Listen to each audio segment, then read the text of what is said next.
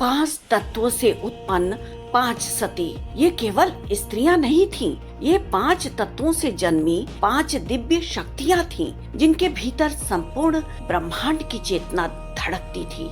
सतयुग की अहिल्या वायु तत्व से जन्मी थी, बिना गर्भ धारण के उत्पन्न हुई एक स्त्री जो ब्रह्म की तपस्या से वायु तत्व से प्रकट हुई थी, जिसका स्पर्श तक पवित्र था, परंतु जिसे दोष दिया गया और अंत में राम के चरणों से मुक्ति पाई थी अहिल्या। वाल्मीकि रामायण में वर्णन मिलता है कि अहिल्या ब्रह्म की मनः संकल्प से उत्पन्न हुई थी। दूसरी थी तारा, जो आकाश तत्व की पुत्री थी, एक अप्सरा जो स्वर्ग से उतरी थी, जिसने बृहस्पति को पति माना, फिर चंद्र से बंध गई, विवादों के बीच बुध को जन्म दिया। वो तारा थी, आकाश की संतान, जिसका चित्त कभी धरती पर बंध नहीं पाया। ब्रह्मांड पुराण महाभारत में तारा की कथा का विवेचन मिलता है, जो देवगुरु बृहस्पति और चंद्रमा के बीच विवाद का कारण बनी थी। तीसरी थी जनक नंदिनी सीता, पृथ्वी तत्व से प्रकट हुई थी। धरती फटी और एक कन्या प्रकट हुई, हल चलाते जनक के हाथों में मिली। वो थी जानकी,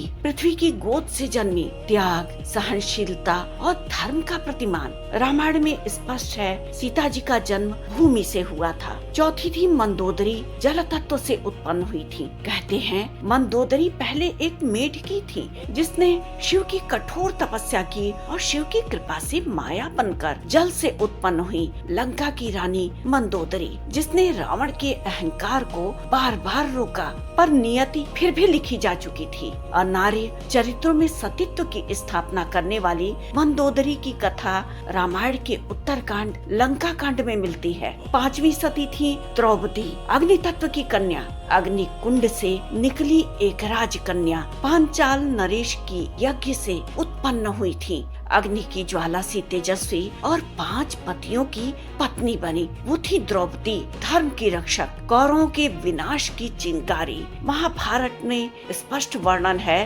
कि द्रौपदी अग्निकुंड से प्रकट हुई थी। पंच तत्वों से बनी ये 5 सती, हर तत्व की शक्ति हर स्त्री में समाहित होती है। बस जरूरत होती है उसे पहचानने की, कभी सहनशीलता बनकर तो कभी अग्नि बनकर। ये सती स्त्रियां थी, परंपरा नहीं, चेतना थी, शक्ति का जीवंत रूप थी।